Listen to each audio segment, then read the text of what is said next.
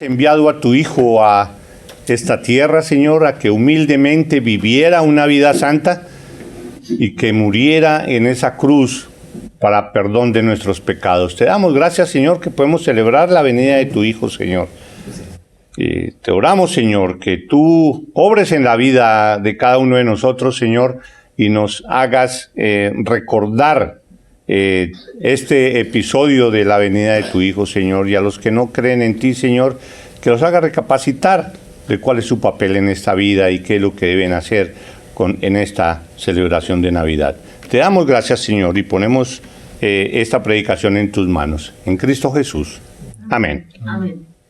Bueno, nuevamente en Navidad, y siempre surge la pregunta: ¿está bien que los cristianos celebremos la Navidad? ¿Es correcto que lo celebremos? ¿Lo dice en la palabra de Dios? Bueno, en la palabra de Dios no lo dice, que la celebremos. Y en este tema ha habido posiciones encontradas. Durante toda la historia de la iglesia, durante toda la historia del cristianismo. Y todas las posiciones son muy respetables. Pero de todas maneras es mejor no crear ninguna discordia, ninguna disputa en un asunto que no es fundamentalmente, que no es lo fundamental en el cristianismo, más bien. Hay verdades en que no se puede ceder absolutamente nada, como que Cristo es el Hijo de Dios, como que Él vino y murió en la cruz para pagar por nuestros pecados.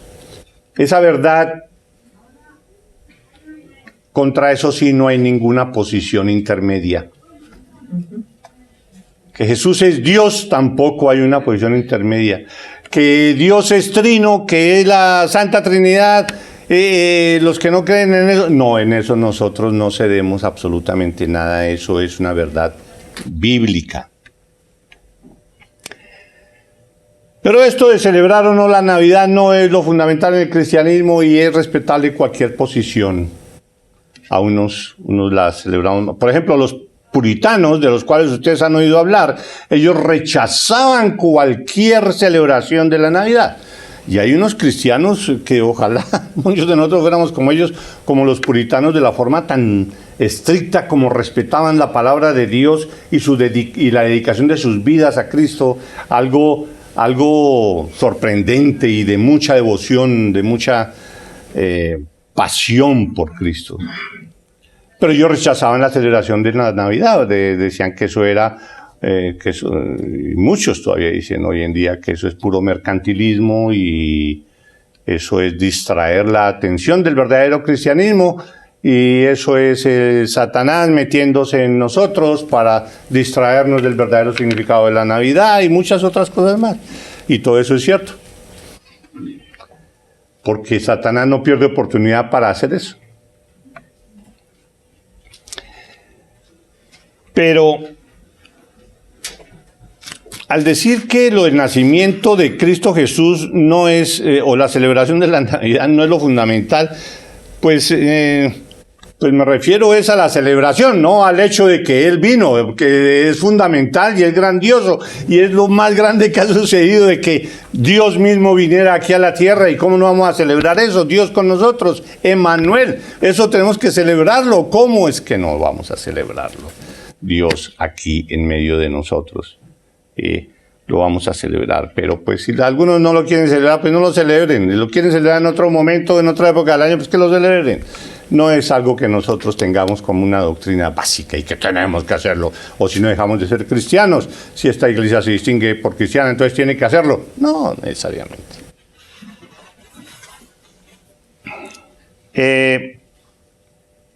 Es acertado celebrar el nacimiento de Jesús siempre y cuando se haga de la manera correcta. Que en realidad no nos dejemos mercantilizar y meter todas esas ideas del mundo en nuestras celebraciones. No, nosotros como siempre, todas las cosas que hagamos las tenemos que hacer para la gloria de Dios. Si celebramos el nacimiento de Cristo Jesús para la gloria de Dios, hagámoslo. Estamos glorificando a Dios por su amor, por su inimaginable amor. Para nosotros es inimaginable ese amor de dar a su Hijo unigénito a que muriera por personas que ofenden a Dios, personas que transgreden la ley y ofenden a Dios, y enviar a su Hijo a morir por estas personas. Eso es un amor muy grande. Entonces, si lo vamos a glorificar, celebrémoslo. Si nos vamos a dejar llevar por el mundo, no lo celebremos, no nos dejemos llevar por el mundo. Ahora, al mismo tiempo, ¿cómo no deleitarnos en esta época? ¿Cómo no gozarnos en esta época con las profecías y con el relato de los acontecimientos que tanto profetas como evangelistas y como apóstoles registraron en la Biblia todo este episodio? ¿Cómo no asombrarnos y gozarnos de la palabra de Dios, de cómo desde 700 años antes del nacimiento de Cristo Jesús, y yo creo que desde antes también en otros libros y demás, se habla de la venida de Cristo Jesús? Y de una manera tan exacta, tan precisa, y saber que esa es la palabra de Dios que la profetizó por medio de Isaías y de otros, y ver cómo se cumplió y cómo los libros, los evangelios y otras personas, como el apóstol Pablo, cómo habla de la venida de Cristo Jesús, cómo todo eso encaja de una manera tan perfecta. Debemos gozarnos. Y para el efecto, pues vamos a hacer varias lecturas para mirar cómo concatenan todas estas cosas, y a la larga, al final vamos a mirar para qué hizo Dios todo esto, para qué envió a su Hijo, para qué con todo ¿por qué de esta manera? ¿Por qué más bien no envió a su Hijo, él allá desde el cielo envió a su Hijo, oye, ve allá, mueres, llega como hombre, como grande, predica ahí, y mueres mueres por los pecados de todos y te devuelves para acá, y listo, fácil? Pero no, así no lo hizo Dios. ¿Por qué? Porque es Dios y Él sabe qué es lo que es exactamente, qué es lo que es justo. Y por su justicia tan perfecta fue que Él envió a su Hijo y que encarnara como hombre y que fuera 100% hombre, para que un hombre que viviera una vida santa pudiera pagar en la cruz por los pecados tuyos. Si no, no. Si no hubiera sido alguien como Dios de perfecto, pero siendo hombre, el sacrificio no hubiera tenido ningún significado en la cruz. Hubiera muerto en la cruz para pagar por los pecados de Él, pero no por los tuyos. Tiene que ser perfecto. Un sacrificio perfecto. Por eso Dios lo hizo de esa manera. Entonces miremos primero cómo lo profetizó Isaías 700 años antes del nacimiento de Cristo Jesús. En el 7:14 dice, Isaías 7:14 dice, por tanto, el Señor mismo os dará señal. He aquí que la Virgen concebirá y dará a luz un hijo y llamará su nombre Emmanuel. Esa palabra Emmanuel, algunas veces que yo la pronuncio Emmanuel, y así como vamos a leer enseguida el significado de eso, de que Dios con nosotros, Emmanuel, es lo mismo. Yo creo que los judíos sentían mucho de eso cuando se pronunciaba el yo soy. Yo soy. Cuando Dios le dijo a Moisés, si preguntan por mí, dígales que yo lo envié. ¿Quién es yo? No, dígales que yo soy, te envió. Yo soy, eso llena todo el ambiente y representa todo lo que es Dios. Yo soy. Lo mismo pienso yo cuando pronuncio la palabra Emmanuel, Dios con nosotros. Dios aquí en la humanidad, aquí en la tierra. Dios el infinito, el todopoderoso, aquí en la tierra, aquí, junto a nosotros. Eso tiene un significado muy grande. Entonces, y dará a luz un hijo y llamará su nombre Emmanuel. La Virgen concebirá y dará a luz un hijo. Y Mateo relata lo mismo. Pues, cuando nació Jesús, en el 1 del 20 al 25, Mateo dice, y pensando él en esto, hablando de José, cuando José estaba pensando en apartarse de María, porque María resultó embarazada, su novia resultó embarazada, él la iba a dejar, lógicamente.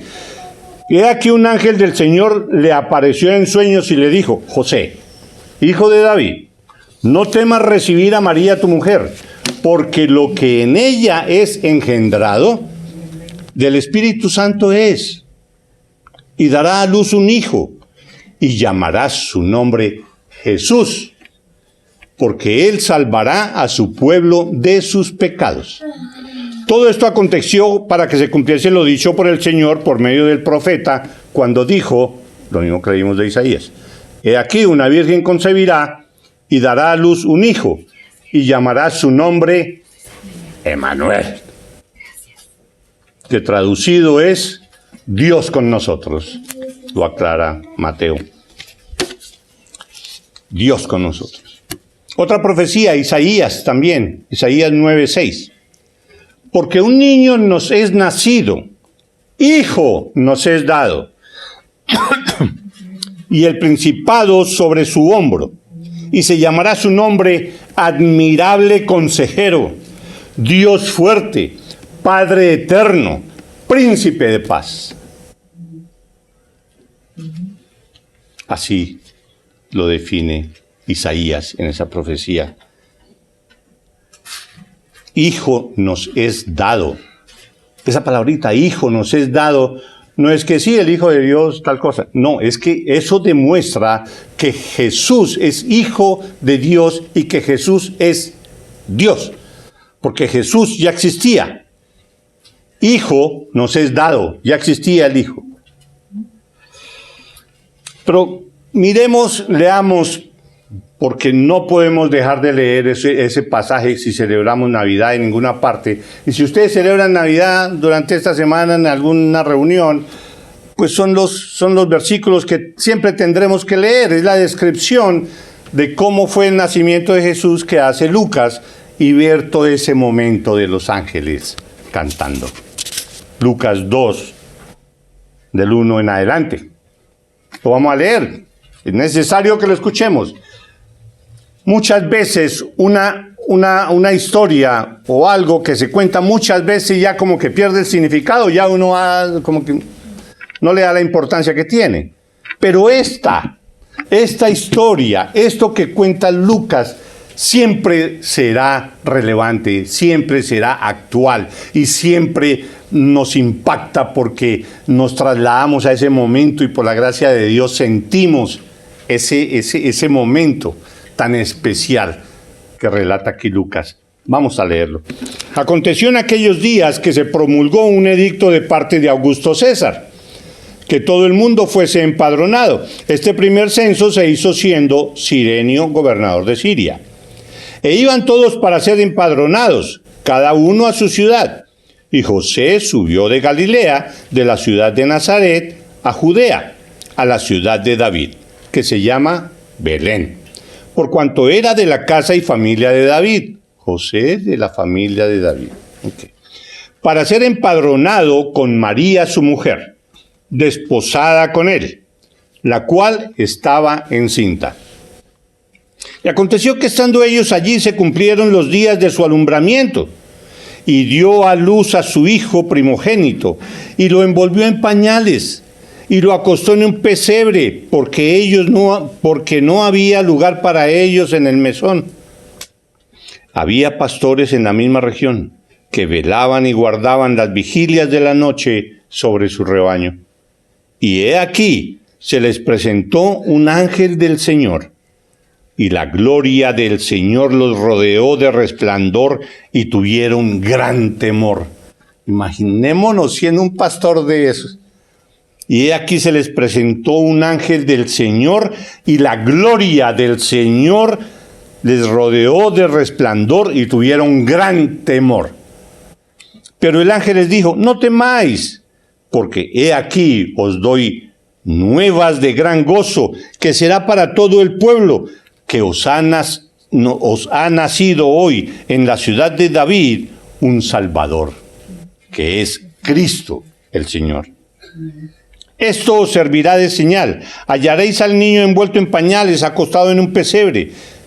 Y repentinamente apareció con el ángel. Imagínense ustedes ese momento.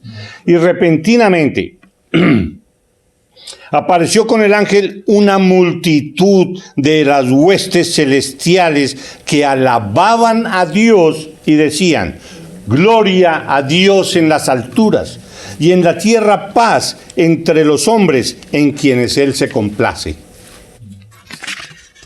Sucedió que cuando los ángeles se fueron de ellos al cielo, los pastores se dijeron unos a otros: pasemos pues hasta Belén y veamos esto que ha sucedido y que el Señor nos ha manifestado. Vinieron pues apresuradamente y hallaron a María y a José y al niño acostado en el pesebre. Y al verlo, dieron a conocer lo que se les había dicho acerca del niño. Y todos los que lo oyeron se maravillaron de lo que los pastores les decían. Pero María guardaba todas estas cosas, meditándolas en su corazón. Y volvieron los pastores, glorificando y alabando a Dios por todas las cosas que habían oído y visto, como se les había dicho.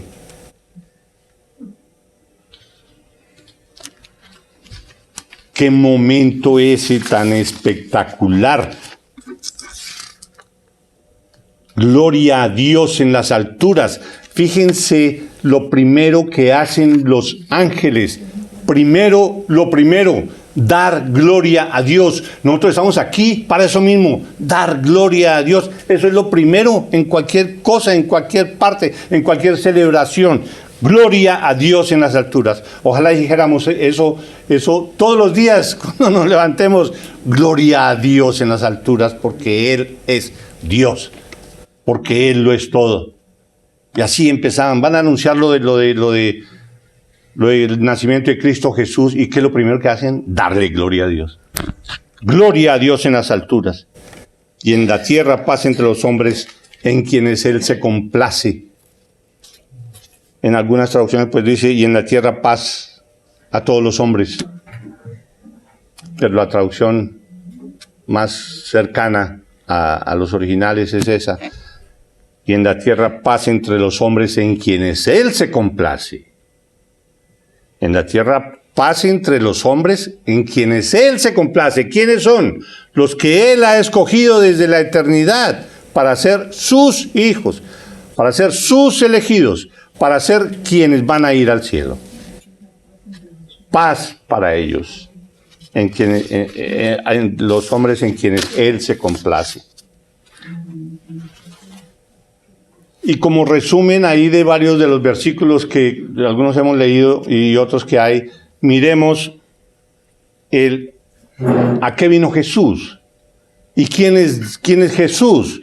En Mateo 1:21, que lo leímos, dice: y llamará su nombre Jesús, porque Él salvará a su pueblo de sus pecados. Por eso se llama Jesús. Lucas 2:11, que os ha nacido hoy en la ciudad de David un Salvador, que es Cristo el Señor.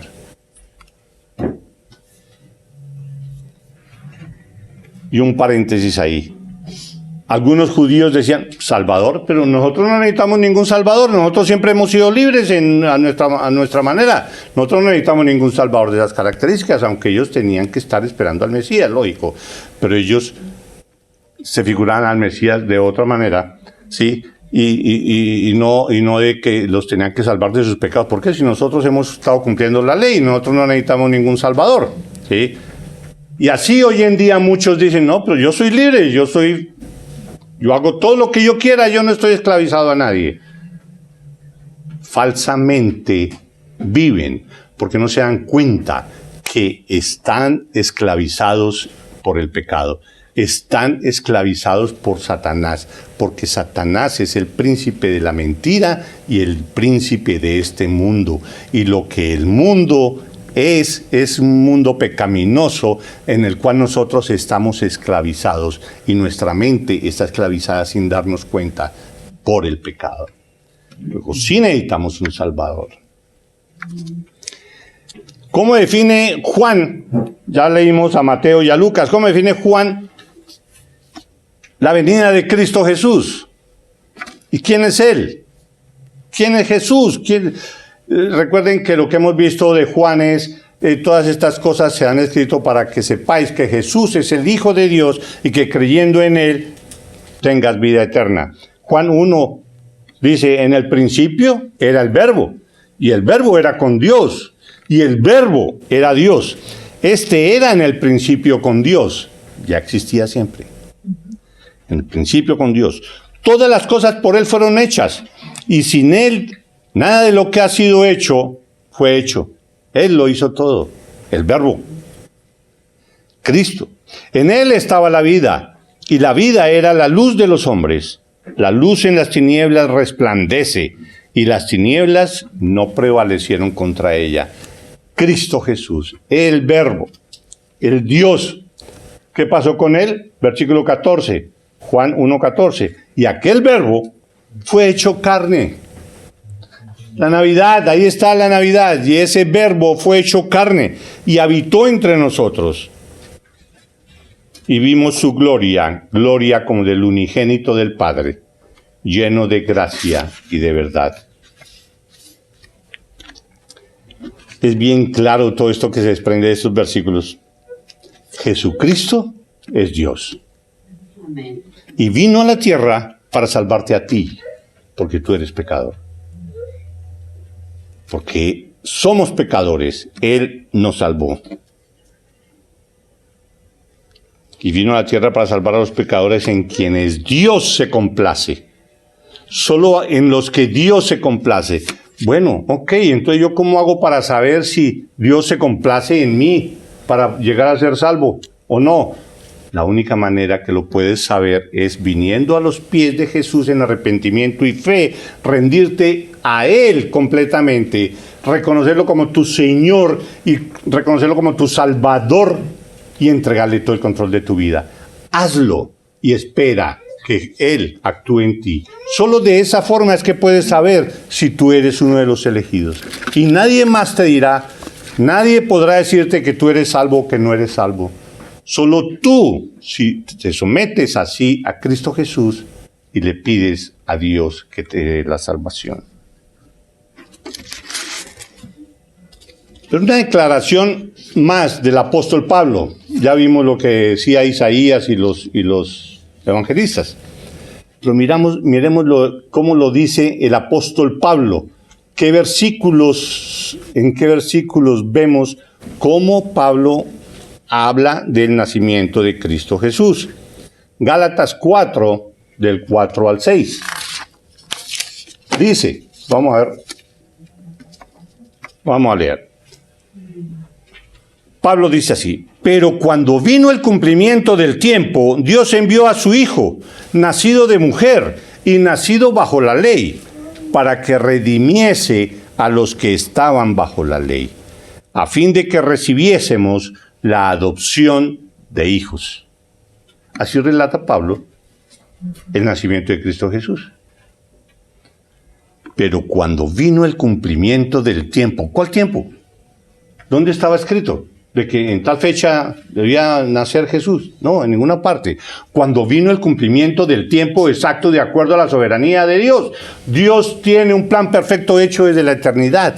Cuando llegó el momento, Él lo envió.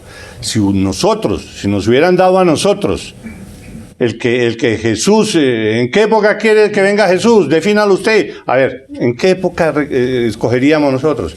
Que viniera ahorita, en esta época, sería mucho más fácil porque por internet se hubiera podido predicar, él hubiera podido predicar el evangelio más fácilmente, hubiera podido trasladarse no ahí a lomo de mula o en un asno, sino en avión, y hubiera podido ir a muchas partes.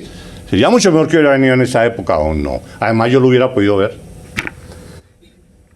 Muchos pensaríamos muchas cosas diferentes, pero solo Dios es el que sabe todo y Él es el que define cuál es el cumplimiento del tiempo. Y el cumplimiento del tiempo para Dios, el momento perfecto, fue ese, en el que Él vino. En ese cumplimiento del tiempo, Dios envió a su Hijo. Dios envió a su Hijo. O sea que el Hijo ya existía.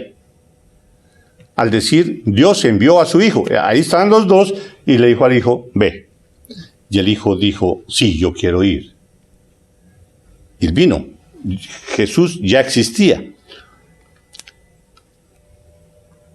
Porque es Dios y existe desde la eternidad. Él no empezó a existir cuando nació, cuando se encarnó en un niño, en el vientre de María. Ahora dice, pero cuando vino el cumplimiento del tiempo, Dios envió a su Hijo nacido de mujer.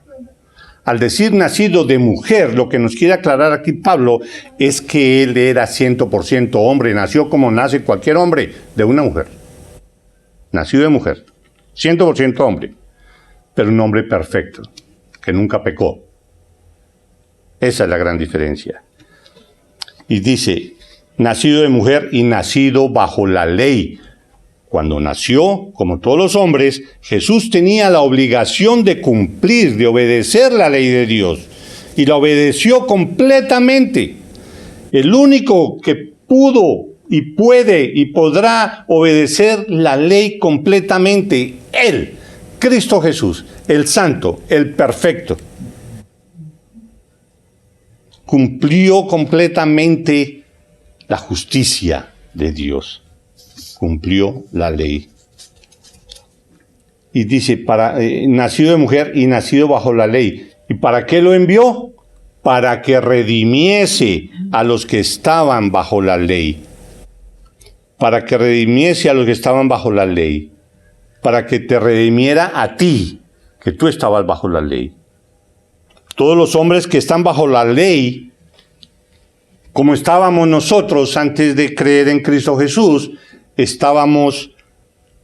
teníamos que obedecer la ley, y por estar bajo la ley éramos pecadores que no teníamos la posibilidad de vivir una vida santa, porque nosotros nacemos pecadores. Por nacer pecadores, nosotros no somos santos en ningún momento, y por eso estamos perdidos, y por eso es que necesitamos un Salvador, para que Él nos rescate de esa esclavitud del pecado. Obedecer completamente la ley por nosotros mismos, nosotros no podemos. Así como la gran mayoría de los no cristianos piensan que obedeciendo con esta serie de ritos, con esta serie de buenas obras, con esta serie de obligaciones en una iglesia o lo que sea, es como pueden obtener la salvación. Es lo mismo que estamos diciendo de obedecer la ley. Nadie puede por obras satisfacer la santidad de Dios. Nadie puede por medio de esas obras satisfacer 100% la ley de Dios. Nosotros no podemos cumplir la ley de Dios sin la ayuda de Cristo Jesús. Nadie puede cumplir la ley de Dios sin la ayuda de Cristo Jesús. Y por último dice, para que redimiese a los que estaban bajo la ley, a fin de que recibiésemos la adopción de hijos. A fin de que recibiésemos la adopción de hijos. ¿Cómo así? Somos hijos de Dios, ¿y por qué Él nos tiene que adoptar? ¿Por qué hijos adoptivos? Porque en general somos hijos de Dios en el sentido de que Él nos creó a todos. Pero en la realidad nosotros somos hijos de Satanás, hijos del pecado. Y así hay varios versículos que lo dicen. Somos hijos de Satanás, del príncipe de este mundo. Pero por medio de Jesús, Dios nos salva de esa esclavitud del pecado, de esa esclavitud de Satanás, y nos saca de allí y nos adopta como hijos. ¿Por qué adopta? Porque somos hijos de Satanás. Él nos saca de allá y nos adopta como hijos. Hijos espirituales. de Dios.